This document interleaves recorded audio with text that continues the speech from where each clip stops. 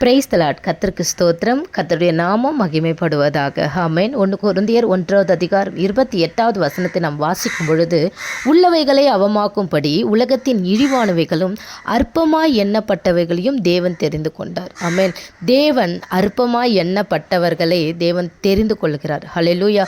மனிதர்களால் தள்ளிவிடப்பட்டவர்களை, மனிதர்கள் அற்பமாய் எண்ணின ஜனங்களை கர்த்தர் என்ன பண்றார் அப்படின்னா சொந்த ஜனங்களாய் ஏற்றுக்கொள்ளுகிறார். ஆமென். கழுவி பரிசுத்தப்படுத்தி என்னுடைய மகன் என்னுடைய மகள் என்று கர்த்தர் ஏற்றுக்கொள்கிறார். ஹல்லேலூயா, ஹல்லேலூயா.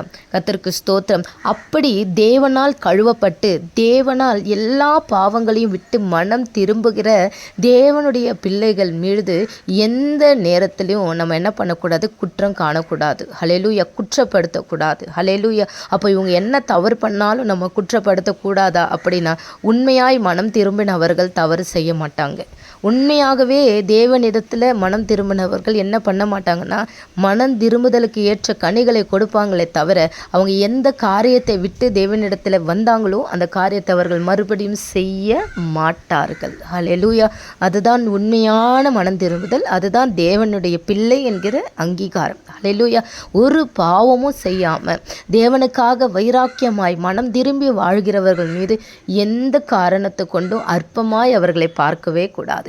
ஒரு காலத்தில் இந்த பாவத்தை செய்தவன் தானே, இந்த பாவத்தை செய்தவள் தானே அப்படி என்கிற இந்த பார்வை, அற்பமாய் எண்ணுகிற இந்த பார்வை எப்பொழுதும் அவர்கள் மேலே பார்க்கக்கூடாது. எண்ணத்தில் கூட வரவே கூடாது. ஹல்லேலூயா. அவர்கள் உண்மையாய் மனம் திரும்புவதற்கு ஏற்ற கனிகளை கொடுப்பார்கள் என்றால் தேவன் இருதயத்தை பார்த்து கொண்டிருக்கிறார். ஹல்லேலூயா. அந்தரங்கத்தை பார்த்து கொண்டிருக்கிறார். ஆமென். ஹல்லேலூயா. மனுஷன் முகத்தை தான் பார்க்க முடியும், ஆனால் இருதயத்தின் ஆழங்கள், இருதயத்தினுடைய ஒவ்வொரு துடிப்பு எல்லாவற்றையும் தேவன் பார்த்து கொண்டு இருக்கிறார்.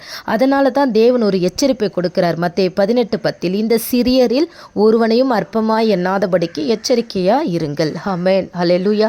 எச்சரிப்பாகவே இந்த வார்த்தையின் சத்தம் நம் செவிகளிலே துணிக்கிறது. ஹல்லேலூயா. யாரையும் அற்பமாய் எண்ணக்கூடாது. ஹல்லேலூயா.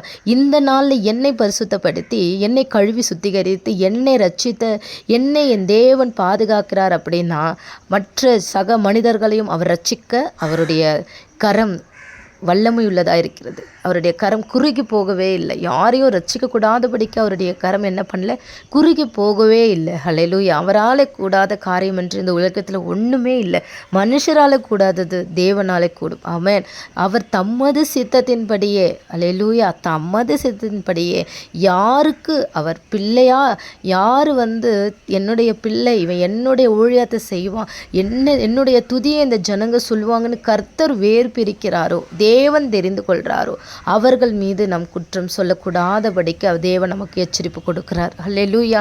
நம்முடைய வாழ்க்கையில் நம்ம எந்த காரியத்துக்காக நம்ம ஞானஸ்தானம் பண்ணப்பட்டு இருப்போம், ஆலயத்துக்கு போகிறவர்களாக இருப்போம், நம்ம மனம் திரும்ப வேண்டிய காரியங்கள் இருப்பேன், அந்த காரியத்திற்காக தேவனுடைய பாதப்படையில் நம்ம தாழ்த்துவோம். மனம் திரும்புதலுக்கு ஏற்ற கனிகளை நாம் தேவனுக்கென்று கொடுப்போம். கர்த்தர் ஒவ்வொருவரையும் ஆசீர்வதிப்பாராக. ஆமென்.